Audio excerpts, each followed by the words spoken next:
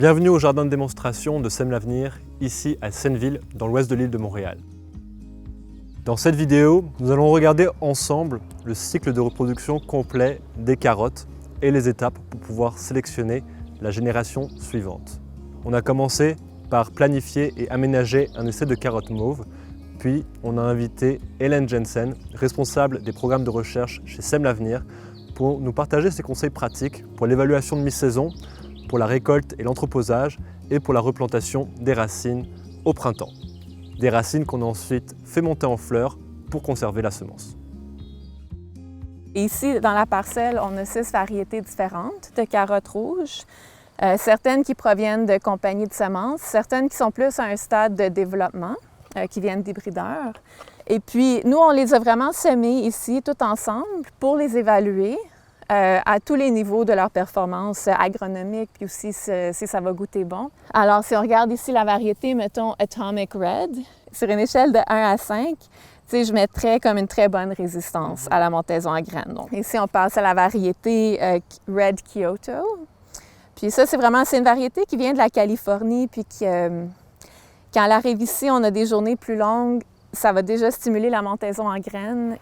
Ça, c'est Nutri Red. Ça, c'est vraiment une variété commerciale plus commune chez les producteurs. Ça, c'est la variété Black Spanish.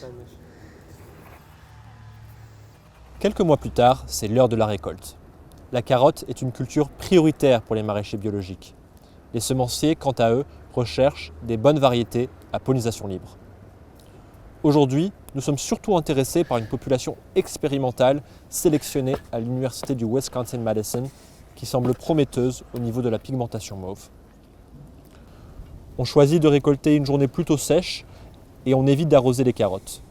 On les manipule avec soin pour éviter d'abîmer la peau et le bourdon floral avant la prochaine étape, la préparation à l'entreposage.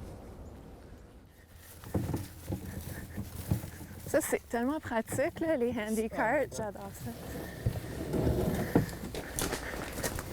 Voilà. Donc moi, j'ai cherché un couteau. Puis on peut les mettre tout le long. Parfait. OK.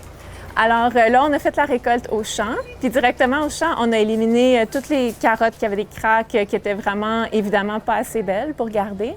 Là, il reste 80 racines qu'on a trouvées qui n'avaient pas de gros défauts. On les a amenées ici.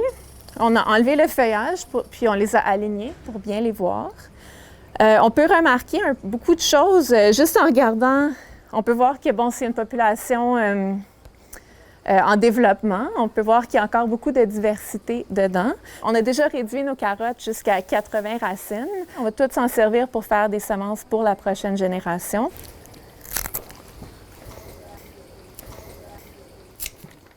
La carotte est un légume bisannuel, comme les betteraves et les radis d'hiver.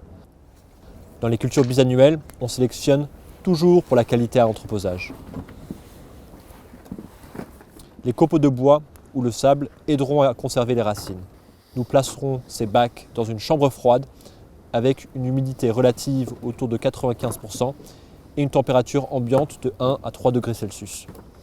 Nous les entreposons pendant 6 longs mois avant de les replanter au printemps suivant.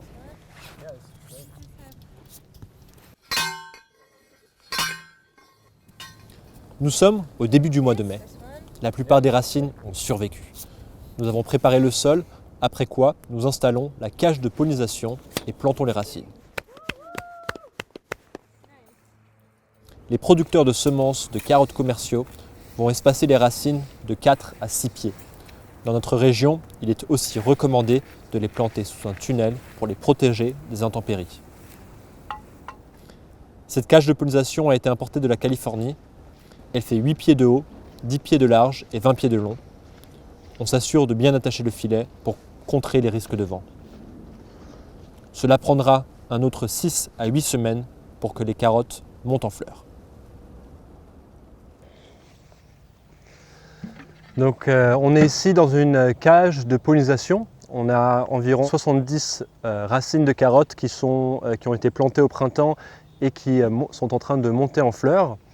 On a une cage d'isolation parce que dans cette région, on a beaucoup de carottes sauvages et il faut environ 800 mètres de distance entre des carottes qui montent en fleurs et des carottes sauvages, aussi connues comme Queen Anne's Lace.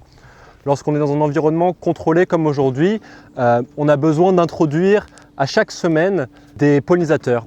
On a ici des œufs de mouche qu'on va introduire et avec la chaleur, au bout de 3, 4 à 7 jours, les œufs vont éclore et les mouches vont pouvoir faire leur travail de pollinisation en environnement contrôlé.